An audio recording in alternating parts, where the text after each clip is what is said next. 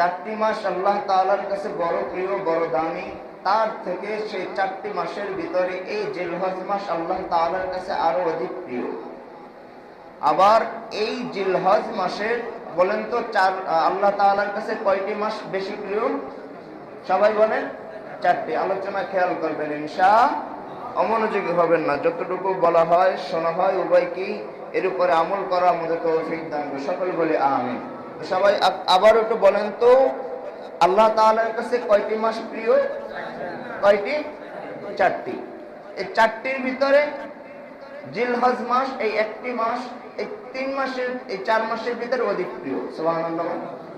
4 মাসের ভিতরে কয় মাস আল্লাহ তাআলার কাছে বেশি প্রিয়?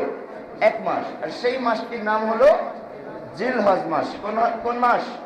জিলহজ মাস। আবার এই জিলহজ মাসের ভিতরে সব থেকে বেশি প্রিয় জিলহজ মাসের প্রথম 10 দিন। সুবহানাল্লাহ। এই 1 মাসের ভিতরে জিলহজ মাসের ভিতরে আবার বেশি প্রিয় জিলহজ মাসের প্রথম 10 দিন। এই প্রথম 10 দিন এক জিলহজ মাসের 1 তারিখ থেকে 10ই জিলহজ পর্যন্ত প্রতিটা দিন, প্রতিটা সময়, প্রতিটা সেকেন্ড আল্লাহ তাআলা অনেক প্রিয়।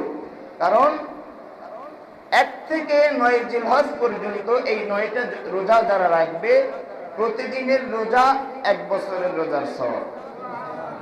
একটু জোরে বললেন না? একদিনের রোজা 1 বছরের রোজা, একদিনের রোজা 1 বছরের রোজা। আবার এই যে 10 দিন 10 রাতের শপথ করেছেন আল্লাহ নিজে। সুবহানাল্লাহ। ওয়াল ফজর ওয়া লায়ালিন আশর, শপথ ফজরের। এই 10 রাতে কসম কে কেটেছেন? আল্লাহ। কারণ আমরা কসম কাটি কি জন্য? একটা বিষয়ের গুরুত্বপূর্ণ হওয়ার জন্য।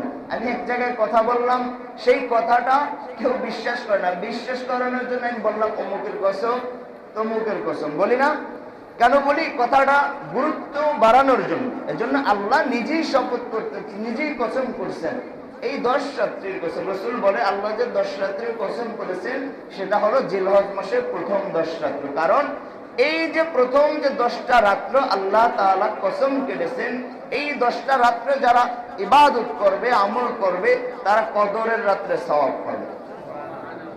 তারা কদরের রাত্রের সওয়াবের মতো সওয়াব আল্লাহ তাদের আমলনামায় কি করে দিবেন? লিখে দিবেন।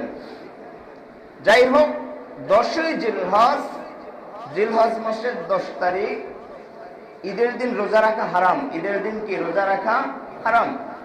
এই 10ই জিলহজ ঈদুল আজহার দিন আল্লাহ তাআলার কাছে কুরবানি করার থেকে অধিক প্রিয় আমল আর নাই। সুবহানাল্লাহ বলেন না? 10ই জিলহজ কুরবানি করা থেকে অধিক প্রিয় আমল আল্লাহ তাআলার কাছে আর কোনো আমল না।